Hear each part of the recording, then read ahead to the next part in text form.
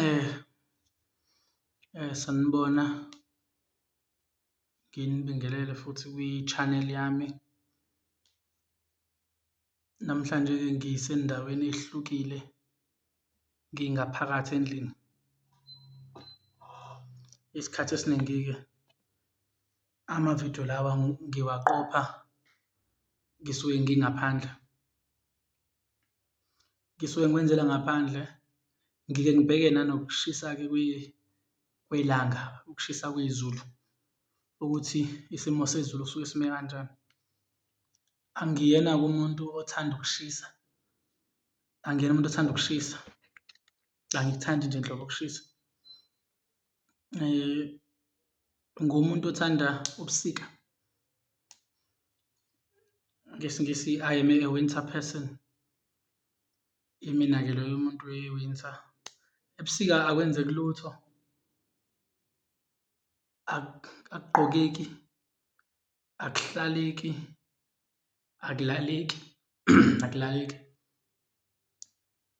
Zonke-ke lezi zinto zibalulekile kumina, kakhulukazi le yokulala, especially le yokulala ibaluleke kakhulu. Ngile nhlobo yomuntu noma kungakhali ifoni, once sengilele nje sengilele, ngingakuthandi ukuphazanyiswa uma sengilele.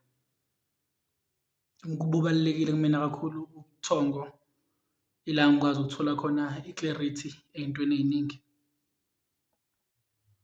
So mekushisa nje kanje, ayi, ngisuke ngisenkingeni. Wese-ke mekuno-mosquito, hhayi akulaleki, ngiyaphazamiseka. Ividiyo yanamhlanje, i-title yakhona kuzoba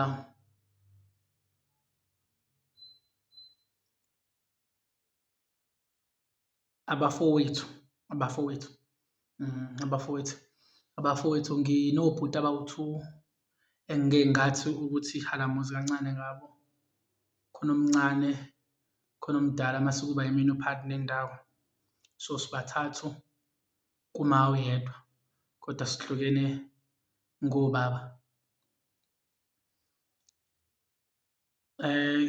Sikhule ekhaya kungabalulekile ukuthi bangaki abantu abaphasile esikoleni. Sikhule ekhaya kungabalulekile ukuthi bangaki abantu abayongena e-university ngasekhaya, kodwa into eyayibalulekile ukuthi thina senze sure ukuthi we are part of those people abazophasa, we are part of those people abazoya e-university. Mina-ke ngumina Enhle, I have never had ama-hopes okuya e-university. I cannot speak for my older brother, and I also cannot speak for my younger brother. But bengumuntu okanjalo mina ngenxa yesimo esikhule ngaphansi kwaso financially. Kwakuyinto ngesiNgisi eyayi-far-fetched from mina ukuthi umuntu angaya e-university. So I have never had ama-hopes alokho, hence umuntu akazange a-aplaye ko-C_A_O, akazange a-aplaye nhlobo. Ngingazi-ke kobhuti bami, kodwa mina bengumuntu okanjalo. Ubhuti wami omncane sikhule naye, uSmiso sikhule naye. Mangithi ukuthi sikhule naye, ngiyamkhumbula ngimncane sisahlala e-Hammarsdale, e-Extension 2, Extension 2, la kwagula khona uma, wagula ephethwe ikhanda, wagcina esedlula emhlabeni. uSmiso wayeneminyaka ewu-3 if not 4 back then, because mina I was 5. I think uSmiso wayeno-3 if not 2, because asishiyani ngeminyaka e-10. So uyena umuntu engikhule ngimazi. So uthe segule kakhulu uma ngamuva ngayohlaliswa e-2 ngenzansi kwaKaMcoyi, la ekakubanjwe khona inkonzo yokuvaleliswa, la ngabona khona ilanga lisithela. izinto zangaphinde zalunga empilweni yami, njengoba bengichazile kule enye ividiyo engigcina ukuyifaka nje. So umfowethu omdala ngambona lapho kancane ngiqala ukuya lapha ekhaya kwakukhona i-kist usually i-kist yayiba insimbi like I think yayihlala iy'mpahla, iy'ngubo zokugqoka noma amateki. Yayingafani nepotimende, I'm not sure noma yayifana nepotimende yini.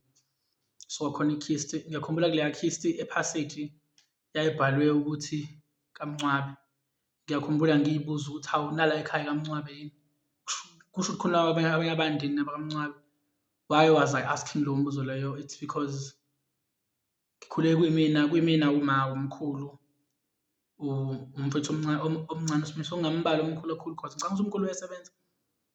Singikhule nje kuyimina, uma, umfowethu omncane uSimiso. Ngakhumbula sasishera ikamero cause phela vele le mizi yaselokishini yaseHammersdale kuba o-two bedroom vele. Ngiyakhumbula sishera ikamero, ama-memories enginawo ila memories ekhaya lakhona ethi uphethwe ikhanda. So at a young age, I was 5 years, ngase ngivele senginake emqondweni ukuthi okay, exista la imina, uma, uSimiso kuphela. Even though phela uSimiso emncane naye, I couldn't understand ukuthi okay, le ngane elokhu iphathwa la iphathelwani, yabo? Because mina izinto ey'ningi I was able or at an early age I was forced ukuthi ngisheshe ngikwazi ukuthi ngizenze.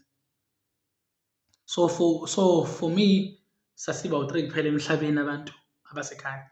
So ngathuka mase ngifika lapha ekhaya ithusa ukuthi hayibo, khona omunye umuntu, khona omunye umndeni waMncwabi.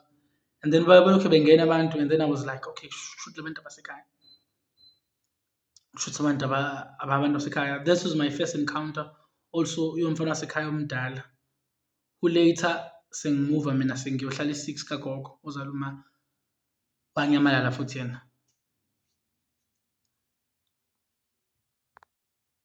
Wanyamalala futhi yena ngoba ngiyakhumbula wayefunda esiqalo, mina ngangifunda eVukuyiphatha. So sasiphuma kanje sihlukana. Khona umndeni wakwaKhoza ngenzansi walapha ekhaya eNzansi, ngenzansi wasekhaya, umndeni wakwaKhoza. Umfana wakhona kwakukhona uSanele no-Edwin, ibona engangibakhumbula kahle. Babefunda eNtake Mazolo, yeah. So ngangihamba nabo ngisikoleni, ngangiyingane ngangihamba nabo. So ibona abantu engangihamba nabo cause mina ngangiya e-Stention, umfana wasekhaya waya eSiqalo. So iSiqalo is a bit closer to ekhaya ngenzansi kwaMcoli than iVukuyiphatha is, because iVukuyiphatha it's a distance, kumele udlule lapha ngakuGoslow ushone eNzansi. So ibona abantu engibakhumbulayo labo ngisafunda. And then later I was told ukuthi I need to move to kagogo e-Unit 6. And then I moved to Unit 6. Nakhona ngafica abanye abantu abaningi futhi abakaMncwabi, and I was also like surprised and shocked ukuthi yibo, kanti sibaningi kanje. So umuntu wahlala khona wafunda u-1, angazi ku-1, 2 kepha kulezi khathi zamanje umuntu wafunda u-1, ngafunda u-1, and then in the midst of ufundeni u-1, I think it was December then, kwafika umuntu ekhaya, a random person just showed up. Mayefika lo random person lo wavele wathi ubaba uzongilanda. So you can imagine, uyakhula, you see uma wakho going through pain, iy'nhlungu, ekhala, ethi uphethwe ikhanda and stuff, and then you are moved ukuthi uyohlala kwenye indawo, and then from leyo ndawo leyo you are also moved, and awazi ukuthi kwenzakalani uyingane. So mayefika lo muntu athi kumina ubaba, akhulume nabo, and then they all agreed ukuthi okay, angigeza uzohamba nami. So I was confused as ingane. I think I was 10 years then, if not 9.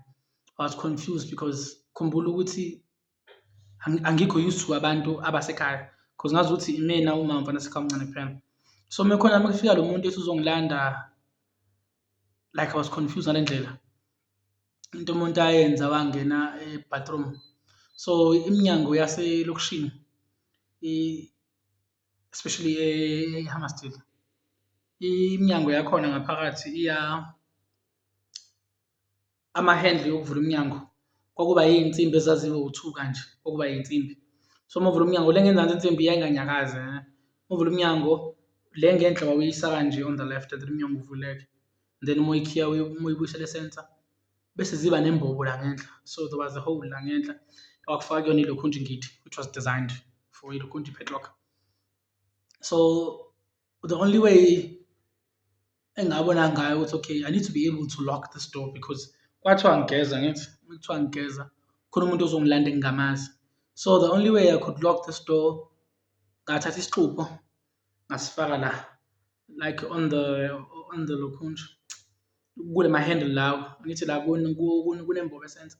So ngafaka isixupho lapho ngavula ishawa ngagibela ku-Apollo. So u-Apollo is opposite ilokhunja ishawa kanje. I was frightened. Khumbula kahle ngangigqoke i-under blue. I was frightened as a kid. Khona umuntu ozongilanda engingamazi. Khumbula ukuthi lo muntu uzongilanda vele emotionally angikho right. Sengidlule kwi-experience of seeing my mother cry. Ephathwa ikhanda to a point whereby uze uyadlula emhlabeni. Okwesibili ngiyamuva as a kid, ngiyamuva and angazi ukuthi ngimuvelwani. Nginaleyo trauma leyo. So uma kufika lo muntu ethi uzongilanda izinto zavele zawese. In an environment ke mina I grew up under, noma ungakhala akubalulekile because you didn't have a shield. Kwezinye iy'ndawo ingane mayikhala kulula ukuthi igijime iye emva komzali and hide behind umzali. For mina I didn't have the option law because I didn't have umzali. Since nganginganawo umzali, even the environment ekhaya was not good, as I mentioned kwamanye amavidiyo, but ngangichazile ukuthi ngizonaba kangcono as time goes on. So ngivula ishawa and then after an hour kanje or 30 minutes they realized ukuthi ayingeke ngangaphuma manje. So they tried to open the door but they couldn't open the door because ngangujeme ngesixupho. Ngawujema ngesixupho to a point whereby they did manage ukubreak umnyango. Bebe-break umnyango ngavele ngagxuma from Apollo. Mind ukuthi njengoba ngigxuma ka-Apollo ngigxumela kwi-wet surface because kade ngivula ishawa ngangingaphuka laphana and stuff, but ngagxuma ngaphuma ngabaleka. So lapha ngasekhaya e-6 kunehlathi nje la, but khona indlela okwazi ukubaleka ngayo. Before kwakunendlela okwazi ukubaleka ngayo ngenhla kwakaPhiri ubaleke udlulele kaMadlala. Once usuka kaMadlala usudlulela komunye ubaba ekwakuthiwa uMatatu, and then from then ususelokhunja ususa emahlathini yabo. And then le kunomlaza umfula and then kunentshongweni. So into eyenzekileyo I just jumped ngaphuma ngabaleka. It took them a day ukungijaha because kwabizwa abafana basendaweni. Nakhumbula kwasekhona umfana kuthiwa uSwali was a Muslim. Ngajahwa even abangani bami futhi ngajahwa. Nami the more ngibaleka nga-reach i-point after hours I was exhausted. Ngale ndlela le I was exhausted. Ngabona omunye ubaba oyizingela wangibuza ukuthi ngiyaphi ngingagqokile. I was like no, ngisuka ngakhomba nje indawo ngathi ngisuka ngalena khona abafana nje befuna ukungishisa ngamanzi. Then lo baba was like haya asambe kuphezele ngeke besakushisa ngamanzi. So I had to lie. Ngitshela ukuthi uzongisiza kukho safe line. I was like I know it's fine ngizobalekela ngala ngasentshongweni yabo. Mind ukuthi indawo lana engekho right because like there's snakes and stuff since kuyisehlathini. And then ngagcina sengikhathala mengikhathala sengiyiwa ngasemathuneni nasesivivaneni. So khona indawo ethi isemathuneni lapha ngasekhaya still. So mengiyiwa ngalapho naba abantu laba sekhaya sebeyangibheka like the community is looking for me now. Ngifika laphana khumbula kahle into ayisho lo muntu eclaim ukuthi ubaba wami was like mina enhle mfana wami usuwuThazana, hence I was running ngigqoke i-under. So he called me uThazana. Ngibuza ukuthi ngiyafuna ukuhamba nawe. I was like no, angifuni ukuhamba nawe. Wathi okay awusho ngani yabo. Imagine sengibaleke for hours and then umuntu is like kwakufanele usho phela uma ungafuni ukuhamba nami. From then ngibuye ekhaya they wanted me gone. Angifuni ukuqamba amanga. They wanted me gone. abantu who wanted me gone obani kuthiwa yini o-aunty, it's my mother's sisters, babengangifuni egcekeni because ngabona ngaloya day indlela ababe-disappointed ngayo and the way I was treated after lokho yavele yahasha ngale indlela I was treated ngayo. And then this person called ubaba angizange ngimbone futhi. So siyakhula la in this environment mase sengifunda u-two ya kufika umuntu futhi makufika umuntu kuthiwa okay nangu ubhuti wakho omdala. It's like bhuti wami omdala, anginawo ubhuti omdala mina. Ubhuti wakho omdala lo ehlala laphana ethuka enza umculo and stuff. Like I do have a clue of this person but ngangingakaze ngibe ne-conversation naye. So basically umuntu engingamazi. Ngithi hayi okay. So ugogo tried wathenga ama-blocks wasakhela indlu ngaphandle. Like bathi i-OB, it's an outside building. Ngiyakhumbula kuthiwa siyolanda amawindi. So amawindi ayelokhu nje indlela esawathola ngayo amawindi yayingekho right. Yazi elokishini ukhulume nomuntu akutholele from somewhere. So cause ngikhumbula hle kwafanele sivuke ngo-4 sishaye lo-5 sesibuye nawo amawindi. Indlela yakhiwe thina esasikha umhlabathi because kumele sikhe umhlabathi ngankomosa. Amawindi thina esihamba siwalanda ekuseni. Nala mawindi uma uwalanda you need to make sure ukuthi awafi, hence isigibela i-taxi. Because once afa, you never hear the end of it. So ugogo wasakhela indlu ngaphandle. Mesakhela indlu saqala sesiminimize ukuya endlini enkulu. Yabo, you only go there now to fetch food and then you eat ubuyele endlini yakho, and then uyalokhu nja and then you spend isikhathi esincane khona, yabo. So it was the first break esasinalo from staying in an environment whereby we had people ababengasifuni. Why am I saying abantu abengasifuni? There was a constant reminder njengoba ngijule ukusho kulamanye amavidiyo. There was a constant reminder ukuthi aninabani niyintandane, like you were always told lokho. Kwakunama strict eating like hours or ama-schedules akhona. Ayi-strict ngale ndlela nje ama-schedules akhona. So it becomes a problem when in ama-eating schedules ezo-impose-wa umuntu vele ongakuthandi kunokuthi a-impose-we by the person who works within the family. Sasiba u-9 ekhaya, ugogo uyena wayesebenza efemini epha in town. Gogo kube ephuma u-4 ekuseni agibele ibhasi. Sasihamba ngesonto siyomthengela ikhuphoni. Angani noma ikhuphoni lisakhona yini but KZT yamastelisi because yamastelisi falls under Durban. Kwakuno-KZT uthenga ikhuphoni ngo-90 rand or 80 rand or 70 rand, asakhumbula back then lelo malini. Ikhuphoni linelokhu nje lino-12, I think it was 12 days kanje or yeah, but I think laliney'nsuku zenyanga yonke. So lalifike ligxivizwe noma lalo 2 weeks, I'm not sure. Lalifike ligxivizwe uMonday mawungena ebhasini ligxivizwe kanjalo. So we would buy ikhuphoni must be seen ngankomosa. Ugogo wayesebenzisa lona because she couldn't afford taking a taxi, hence ama-taxis they are expensive and stuff. So ugogo wayegibele ibhasi ekhuphoni. So by 4 ibhasi yayisuka. So ugogo wayevuka mhlambe by 3 kanje, if not 4, uma kuthi uyikhava 5. So umuntu ehlezi engekho. So izinto ey'ningi umuntu aye-experience, to be fair ugogo, izinto ey'ningi umuntu aye-experience ugogo wayengekho zona.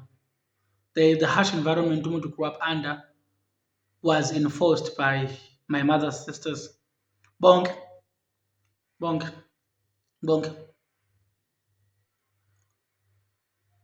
I-treatment yayihasha esasiyithola zonke izinto zazenzeka ugogo uma engekho. Mind ukuthi ugogo uma ekhona vele it's usually on Saturdays or Sundays. Vele umuntu ingane uzobe ehambile eyodlala vele. So the thing was, ekuseni uma esikoleni you are only allowed to have 2 slices of bread. 2 slices of bread. Hamba esikoleni esikhethona, luckily esikhethona wawukwazi ukuthi nge-break sazivumelekile ukuthi okay nge-break ingane iphume Mhlampe bethi uyankomoша uthenga amagwinya noma uyodla ekhaya. Thina-ke sasidla ekhaya. Khumbula yimina namajithi ami nje ontu wayo, we would go emakhaya sidle then sibuye sihlangane futhi. U-30 minutes ungapheli.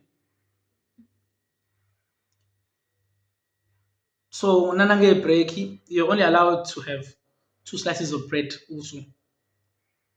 Mase usubuya after school, you're only allowed to have 4 slices of bread.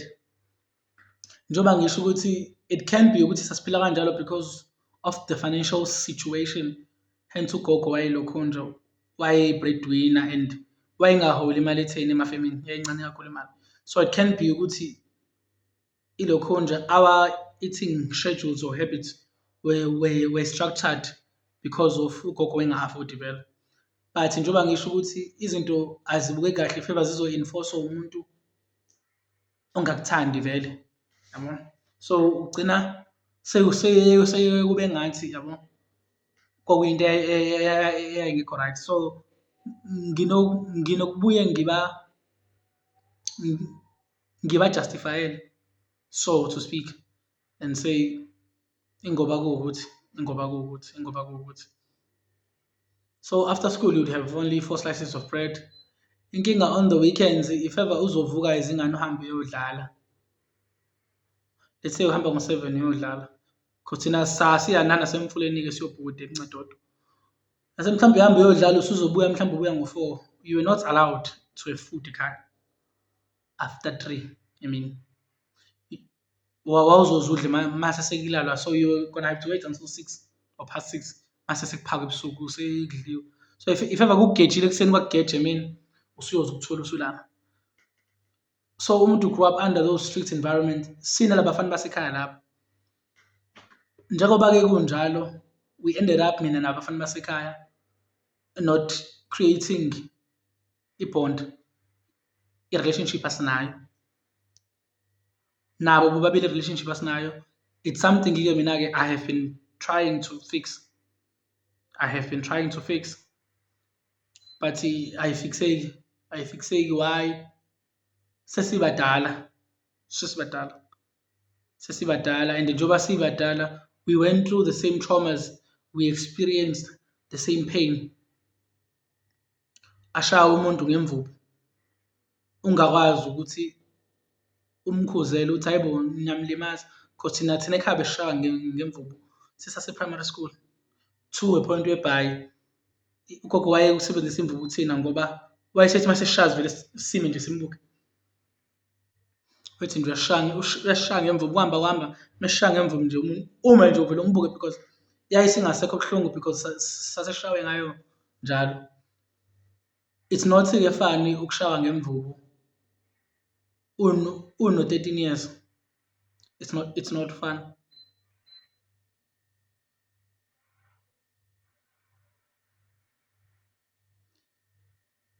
Akukho mnandi, angifuni ukungasho.